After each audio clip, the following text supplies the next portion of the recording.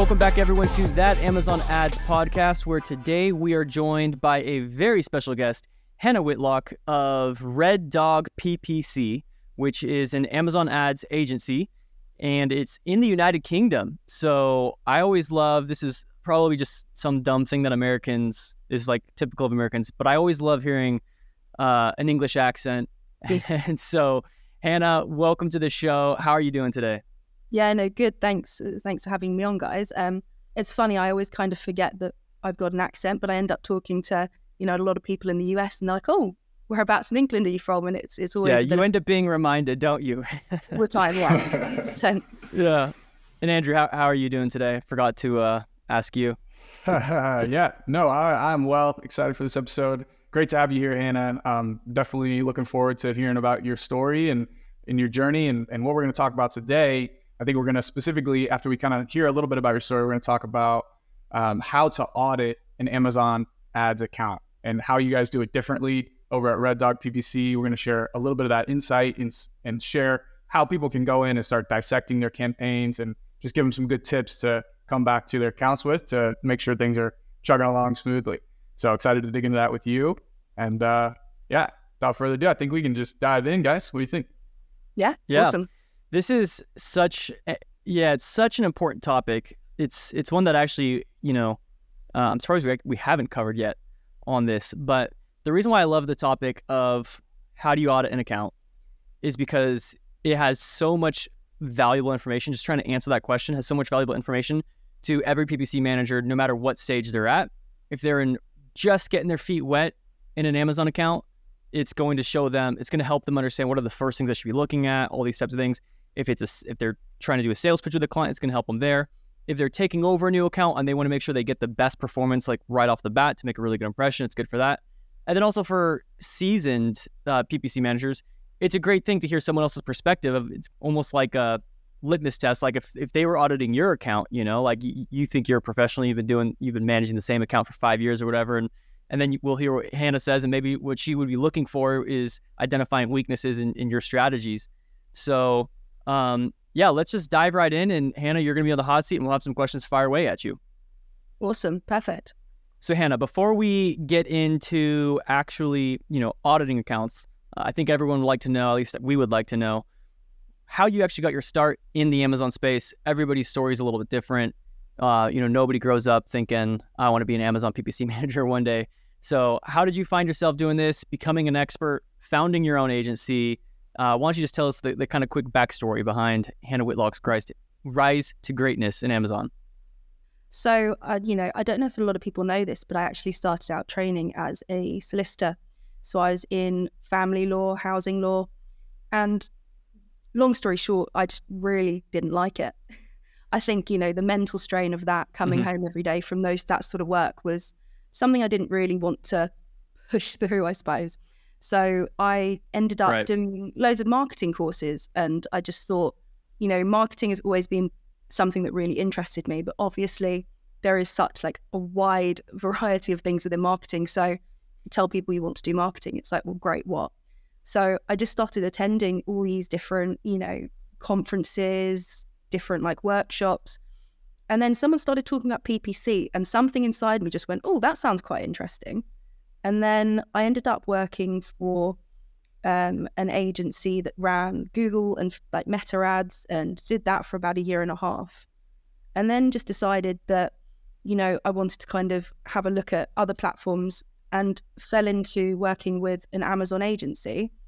Really, really enjoyed that. Ended up going to work for the aggregator SellerX. So really, really interesting place to work. Lots of massive accounts there, and a lot going on, obviously, within the aggregator space.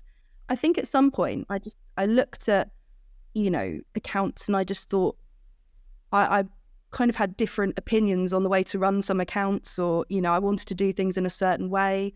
And I think that, often if you're in another agency or an aggregator, often, there's quite a few people you've got to get things past before you can actually, go and do what it is you want to do on the account. So I think probably just a bit of frustration from my point of view. I'm someone that likes to do things quickly and get on with it.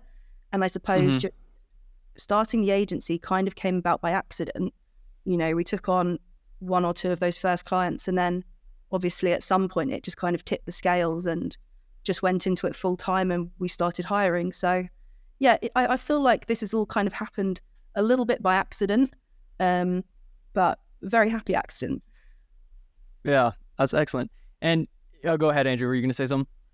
Yeah, I was just going to ask kind of a follow-up question to some of the things you were mentioning. I mean, you mentioned talking or working at an aggregator and kind of having some frustration there with getting things pushed through. Like, tell us a little bit about that experience. I mean, I've never worked at one of these aggregator That was companies also or my anything like question. that. Okay, perfect. Yeah. Right on the money. Even though I know that's definitely, we're already getting off topic, Yeah. but this is how things roll with Andrew and I. We're curious about a lot of things. Yeah, we've, some of our audience too might not even know what an aggregator is. So yeah, maybe you can just quickly, define or explain that, and then, tap into some of what were those complications that were coming up. Yeah, so obviously there's loads of aggregators in the space at the moment. You know, some of the big ones like Thrasio, a lot of people have probably heard of. SellerX, also quite a big one. So buying up, Amazon brands that are doing a certain amount of sales per year, basically taking them on and expanding the brands, coming up with new products, pushing out onto new platforms, basically trying to take something that's well established and take it to the next level is kind of the simplest way I'd think of putting it. Probably very oversimplified, but that's the way. I think with those big companies, it was very similar to like the frustrations I had in like big companies anywhere else. It's not that, they're doing anything necessarily wrong. It's just that, there's lots of moving parts and there's loads of different departments all coming together, and I think that sometimes decisions were made on like a company-wide level that would then trickle down and filter into accounts, and I would think that actually that doesn't work for this account or this particular approach, because we're trying to make everything quite efficient, and it's just very difficult sometimes, because I think when you've got a lot of opinions you have to follow a set structure. It's more that it's probably more of a problem with me that if I think that something doesn't suit a PPC account, I don't want to do it, because at the end of the day I think, well, we're just undoing lots of hard work there. So that's not what I wanted to do. Right. I'm not saying that happened all the time, but I think that when you have a lot of maybe strong ideas and you're developing quite a lot of processes yourself, especially when an aggregator's new, we were kind of putting in place all these processes, having lots of, collaborative meetings with, 10 PPC managers who all have a slightly different way of doing something. So trying to come together with a massive group of people and find one set solution, often just, it takes a while if you can actually come to a solution. But, I think it was just, I didn't like working for a big company, really. Although actually I would say that's probably the job that I've enjoyed the most out of like the work that I've done, just because. And hopefully our audience isn't getting confused. There's a little bit of streaming lag, I think, so we're not always sure when the other person's done talking. It might accidentally interrupt them. But how many employees were at SellerX? About 150 to 200 when I joined. Quite a few more by the time I left. Yeah. Dang. That's crazy. And then Red Dog PPC, how many employees are you guys at now? And there's like 6 of us. We're quite short. Very nice. Yeah. Mostly local, or are you to like stay on the same time zone, or are you all over the globe, your team? So Ali and I are based in London in the UK. And we've got 4 team members out in the Philippines. We are looking at hiring some other people a bit closer to home now as well this year.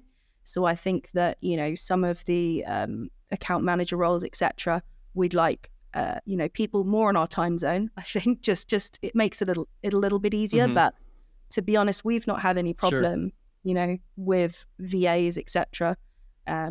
But, everyone's always got their own experience with that, I suppose. Excellent. Yeah.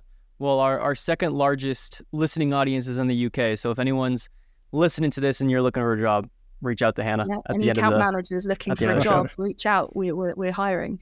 Yeah. Yeah, we're all looking for good account managers around here, I think. Not easy to come by. Not Yeah, easy to come by. not Not the at all. easiest. But Hannah, you mentioned a little bit in your story about working at Thrasio. You know, there was a lot of ideas. There was a lot of, you know, you said you brought in 10 different PPC managers. Every single one of them had like their own strategy, their own method of how they're managing things. And it sounded like to me one of the frustrations for you was that at these bigger companies, they have SOPs, they have standard kind of procedures and processes that they are very rigid on and like to stick to. In your experience, like what has been the I don't know, like what stood out compared to like having a more customized approach versus these more rigid structures that you're seeing in these bigger companies? Like how did that limit you, number one, and number two, like how has that shift? I mean, it sounded like from our conversations earlier, you're applying a lot of customization to these accounts. Like, talk to me a little bit about that. Tell me how that has impacted overall, like just that transition. You know, you went from something very rigid and SOP driven to now you're running your own agency, defining your own processes, and coming up with your own strategies, deploying your own strategies. How has that process been for you? So I think it's interesting because it will probably tap into what you guys have done, us trying to do with the software as well, is that I found that, you know, and this was across the board really, whenever I was kind of speaking to an Amazon agency or have worked for an agency or an aggregator, I think there's a real onus or there's a real push towards how can we automate things? How can we make things more efficient? And it's not necessarily about how do we make sure the right people are on these accounts? How do we make sure, it is kind of like how do we make sure the right things are being done, but kind of at like an 80% level rather than taking every account and giving it 100%. That's generally what I feel about agencies, aggregators. There is sort of like, I mean, we always say there's no one size fits all approach. So why are we trying to implement that on our accounts? I think, you know, one thing about this conversation, like the auditing, you know, if you're looking at how we're running accounts, what SOPs, really at the end of the day, every account's very different. Every brand is looking to do something very different. And so as, you know, a small agency, I think what we're able to do is really get to know the brands, the clients, the products, and understand what it is they actually want from an agency, because people want completely different things. You know, some people just want, you know, I'm not saying that this is the best, but some people would probably be happy with chucking their account on a software that automates it, you know, most of the way, and then it kind of runs as it needs to. And then other people are very much that, you know, they want to do everything manually, building out a million SOPs, a million different spreadsheets, you know, and there's no really right or wrong answer. It just depends for the client and the person who actually owns that account. What do they want? So I think that's the biggest thing, being able to kind of take decisions on an account by account basis rather than saying, right, we've got 20 accounts, we need to do X, Y, Z. This is what we're doing on the accounts, you know, or this is what the software is going to do. Actually, half the time you don't know what the software is doing. You're just kind of giving it an ACOS target. And, you know, that's, if it works for you, it works. But I mean, it's a quick way to lose a lot of money, I think. Yeah, that's a great point. And the episode that Andrew and I were just recording, I think a week ago or 2 weeks ago, was kind of around that topic of the 2-week learning curve with automation systems and how much you can be losing there. But I want to transition over now to the auditing side, because I'm sure you see a lot when you are auditing an account. Someone's coming to you, they're looking for, you know, either a proposal or seeing if there's anything you could do to help with them. I'm sure you frequently see a lot of crazy automation just going, you know, haywire in people's accounts. But why don't you just take us through that section now, Hannah? So first of all, like, when are you doing audits? Like at what stage of, you know, getting to know different customers or clients or brands? And then what does that audit look like? Why don't you just kind of walk us through some of those main steps of what you're looking at? So there's a couple of times when you would kind of go in to audit an account. I suppose the most obvious one is when you're kind of jumping into it for the first time. You want to create a plan for it. We do this every 3 months with our brands just to create the next quarter's plan. So, there's it works for existing accounts, works for new accounts. It doesn't really matter. I think for the most part, it's especially if you are, some of these areas you would hope that if you've had the account for a little while, these wouldn't be issues. But sometimes, these issues crop up. So it's always good to just check. But I suppose like the core areas we would look at on top of the actual PPC performance and diving into those actual figures is the content, the inventory, customer experience, and then we would look at accounting insofar as, are there any SKUs that just have a net negative margin straight away? Are there any real issues standing out? So I think those 4 areas are just kind of the backbone to any good Amazon account anyway. If your content's not up to scratch, if you don't have A+ content, if your title's an absolute mess and doesn't have, anything to do with the product, or, if you're not using your bullet points, if you're not really utilizing all of your image and video slots, these are things that are going to start to affect the way that your PPC runs, because obviously Amazon's going to be looking at your content and thinking, this isn't relevant to anything, or this isn't appealing to anyone. Your title makes up like probably 25% of the most important stuff in your listing, closely followed by your images and your videos. So I would say that like the first things I'd be looking at are, is our brand name in our title? Are we saying what the product is? Are our main keywords in there? Is the color in there? Is the size in there? Are we using all of our bullet points? And if we're not, then this is something we'd go back to the client and just say, look, you're not retail ready.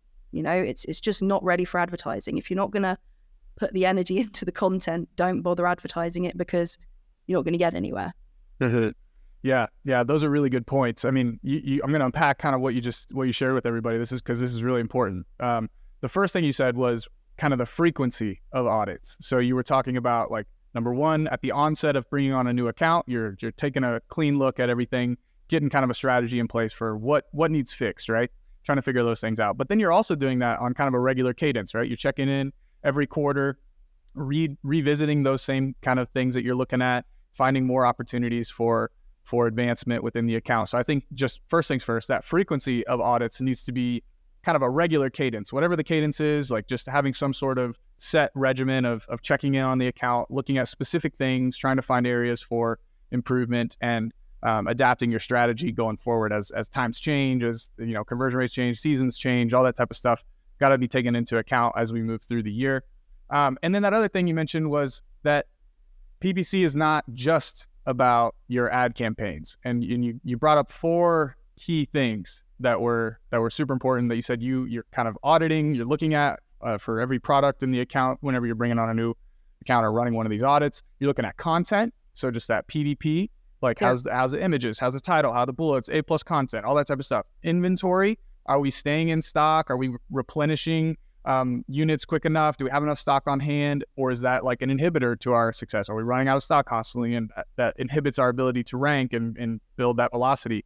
And then the 4th thing you said, I think, was just negative margin, like you're just overspending on PPC and finding those areas where you're just overinvested in products.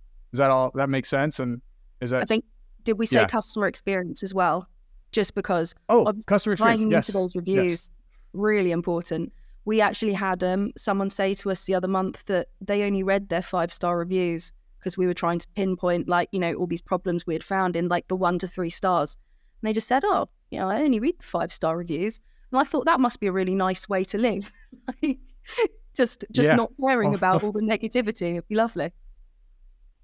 Yeah, I wish I could do that same mentality, have that same mentality. Yeah.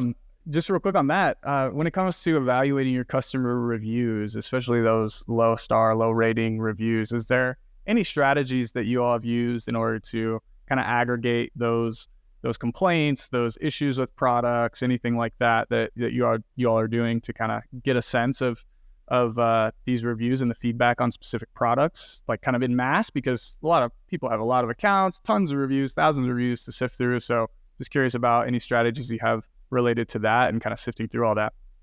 I'll probably, yeah, I'm going to kind of take the easy way out and say we have a software that does it. But, in general, I know other sellers who actually use things like ChatGPT. So you can obviously import all of your reviews and ask it to kind of pop up with reoccurring keywords and things like that. You can kind of filter it in a way that it will help you with that information a lot faster. Obviously, that's the one thing you want to be looking out for. What is the common theme coming up in these negative reviews? Like, is it to do with price? Is it to do with the actual product? Like, does it come and it's just fallen apart straight away? So one of our clients, literally at the end of last year, all of their products would just arrive smashed. And it was like, well, we had no chance there, did we? If the product's going to arrive smashed. But, it's just, you need to be looking at what people are saying, because if you just looked at the reviews and thought, some negative reviews have come in recently and not really thought about it, but, there could be a serious problem that's cropped up with a product. And if you're keeping an eye on those reviews and what customers are saying, they'll let you know if there's a problem. Yeah. Yeah, that's a great example of how non-related, non-PPC related issues can directly impact conversion rates within PPC, performance within PPC, all that type of stuff. If you have bad reviews, consistent bad reviews, that's definitely going to hurt your conversions everywhere. So I think that's a really good call out. And those reviews are gold mines. Like, those are not only, number one, can you see like what people really love about your product, and you get an idea of like the benefits and the, how to write your bullet points maybe a little more compelling to like speak to specific desires of the target customer, target audience, things like that. And then the inverse, like you mentioned, looking at the negative reviews, finding why people are having bad experiences, and then being able to pinpoint that and go and fix those solutions or fix those problems and provide a solution that, helps move the business in the right direction. So I think that was really good and really insightful. I would encourage everybody to just spend some time in those customer reviews for sure. But yeah, within those 4 categories, I mean, there's 4 kind of main things that you're looking at. What are you feeling, or what are you seeing are kind of the main things that a lot of people are getting wrong when it comes to these 4 main categories whenever you're auditing accounts? Well, I would say 1 is not looking at their reviews, but 2, inventory. Inventory is just the killer time and time again. And I think, especially in Q4, we've got customers that obviously we don't deal directly with the inventory, but we do kind of have software that helps with that. And we will always flag low inventory to clients, especially when it's like a Pareto Class A SKU and you're about to go out of stock. Obviously we'd probably have our eye on that a few weeks before. But I think that people just not getting stock into Amazon in time, don't assume that Amazon's going to take the like required amount of time to import your stock, especially around like Prime Day, Black Friday, Christmas. There's no end to the number of sellers sending in units, and we've got clients who have been waiting for inbound units for over a month at points, and it happens. And sometimes it doesn't really matter if it's like a lower level product, one that's not something you're pushing. Maybe you're happy to let it go out of stock, but if that's your main product and you're letting it go out of stock, you're really like shooting yourself in the foot, because it's going to take you weeks, potentially, depending on the category. I know that people said it's going to take weeks to get back. Maybe it's not. Maybe you're in like a really uncompetitive category on Amazon. You found like an amazing little niche that you own. I don't know, and you can bounce right back. But the vast majority of people are not in that position. There's rules, and like the general rule is don't go out of stock. Obviously, there will be people that say, I go out of stock all the time and it doesn't matter. Yeah, okay.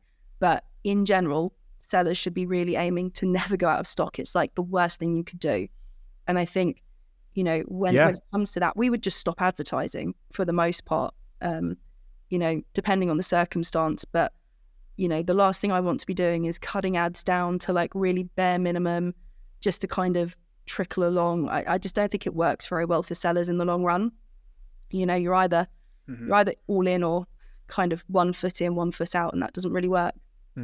Yeah, and I mean, inventory obviously going to be super important. I've even seen it where like you don't even have to run out of stock in order for your velocity and your ranking to start to suffer. Like, you can just be running a little low on inventory, and that Amazon's going to kind of throttle you because of that. There's not enough, to be able to support the demand. There's not enough stock there for that product. So I've seen that where like as you're running out of stock, you're already losing momentum because Amazon sees, all those inventory levels and stuff too. And then I've seen the inverse of that, where a client will get very stocked up on like one SKU and do extremely well. Like just being able to keep that inventory flowing, it allows for that momentum. And so, yeah, I've seen both ends of that spectrum, where it's like you don't even actually have to run out of stock to like really start to feel the impact of losing some of that momentum. But yeah, that's definitely one. So you're kind of looking at things. You're kind of looking at the run rates of current products and analyzing kind of like unit velocity to predict like, okay, we're going to be running out of stock on X, Y, and Z. Maybe we need to dial back ads, and kind of playing that inventory game with your PPC as well. Yeah. And I think looking at things like excess inventory as well is really important. I mean, Amazon doesn't really like it if you're starting to hold units over like 90 days for FBA, starts to look at you and think, oh, that's a bit slow. So also, we've had clients who have bought way too much of the wrong stock as well, and they're just sitting, holding on to it. And, I think one thing we'd say when we're auditing an account is like, you need to talk to the brand owner and really understand the position they're in as well. Because if they're holding on to all of this stock and it's creating massive storage fees for them, even if you're making a bit of a profit with, your advertising and the tacos, etc., by the time those fees come out, you basically may as well not have. So if you're running a PPC account and you don't know what's going on with that, then you're really kind of blind to the whole business and like the whole point of your job, I suppose. Yeah, because it's all intertwined. Like I feel like that's a big kind of takeaway from this lesson, is like all these things are really interconnected. They feed and fuel one another, and as you do kind of the right things in a few different categories, you can start to see the impact of doing the right things. I know we've talked a little bit about customer experience, inventory, and then a little about PPC. I'm curious, like kind of content wise, what are you seeing in these audits? Like what are some tips for people with their PDPs? What can they do to optimize those further? I know you mentioned the brand name piece in titles. I don't know if you've seen this lately, but at least on the US side, they've actually started by default adding that brand name into the beginning of the title, and like now you can basically remove those brand names. Are you kind of seeing the same things over there on the UK side of things as well? And there's the ongoing argument of, do you start with your brand name or do you just not, and actually I think it'd be interesting to hear what you guys think about that, because obviously they are adding that as like the default, and I don't know whether Amazon's going to start kind of penalizing you properly for not doing that. I mean, it's one of the things that, we will flag up, and we'll always discuss that, because I suppose that there might be a right or wrong answer, but at the end of the day, I would always say to a brand, whatever you're doing, do it consistently. If you're starting with your brand name, always start with it. If you're not going to, don't ever do it. So, consistency, I think, is the key here. And if we have to start using it as a rule, fine, we will. But that's something we do flag up. So not necessarily like we say it has to be in there, but we would just say consistency really is key. And, I think for the most part, we say the words are for the robots, the images are for the people. Your title and your images are like 50% of what matters. Your title and your images are what people are going to see in the search results anyway. You're trying to get people onto your page. Your click-through rate is something that can be instantly affected by what you're putting in that title, the images you're using, and it all comes down to your content. So PPC is not isolated, and the job of a PPC manager really is to direct clicks and get impressions and move the needle in the right way. But we can't fix a broken product with PPC, so we're not magicians. And I think it's really important when we're auditing accounts to look at everything, because if you haven't looked at everything, I think you get into problems which are quite avoidable. The trust goes between you and the client. Everything's going downhill, and what was the point? Yeah, and it's all stemming from the fact that you weren't able to pinpoint the real problem, because we weren't looking at all these other different areas of the business. Maybe we're too siloed and just tunnel vision on PPC only, trying to move the needle there and not seeing much. So we're missing that whole other piece of things for sure. So it's definitely a cohesive environment, definitely everything fueling one another. I think that's been a really good breakout of all those different categories that you're looking at in audits that you're doing for accounts. As we kind of wrap up here, is there anything that you want to share with the audience? Any final parting words of wisdom when it comes to auditing your accounts? And then maybe just tell them a little bit about, where they can find you, a little bit about, where they can connect to you, LinkedIn, website, all that type of stuff. Yeah. I think when it comes to auditing an account, the one thing I would say to anyone is, what are the goals? Like, what does the client actually want? And then the whole job is really just looking at, what's historically happened? Where are we now? Where do we want to go? And really all we're doing is bridging that gap and flagging any other issues that aren't necessarily to do with PPC that need to be fixed. So, people think about auditing an account as like this, I have to have a checklist, I have to have done this. Realistically, different things are going to matter for different accounts. And actually, I think a big part of it is if you're on a call initially with a client, active listening is like the most important thing in that first call. Before you even doing the audit, you need to have actually had a proper conversation with this person. You need to understand what their goals are, because otherwise, you can talk to them about lowering TACOS or ACOS or fixing their images all day long, but if it doesn't align to what they actually want or need, then there's no point. So yeah, obviously I think we've got our website, which is actually really awful at the moment. I do apologize to anyone that jumps on it. I actually got, we get 1 million cold emails a day, and I think this is my favorite one ever. It was, your website makes my eyes bleed because of the red. And I've never been happier to receive a cold email. Honestly, I think it had us laughing for about 5 minutes. So apologies to everyone, because our website will make your eyes bleed. But also we've got a new YouTube channel. So starting to try and record some content for that. So it's just, I think it's Amazon PPC by Red Dog. Probably I'll pop a link in the comments or whatever. But yeah, we're on LinkedIn, our awful website, and YouTube. Sweet. Well, we'll definitely have all those linked up in the show notes for everybody to check out. If you want your eyes to fall out of your head, just go click on the website link down there, and that'll. I'm just kidding. We're gonna fix it, but For those of you who have noticed, Stephen has been rather silent today in this episode. He's been experiencing some internet issues. Stephen, we're sorry that you weren't able to join us in this conversation as much today as you probably would have liked to, but I think... Yeah, if I try talking now, you'll probably hear it in a minute from now. Yeah.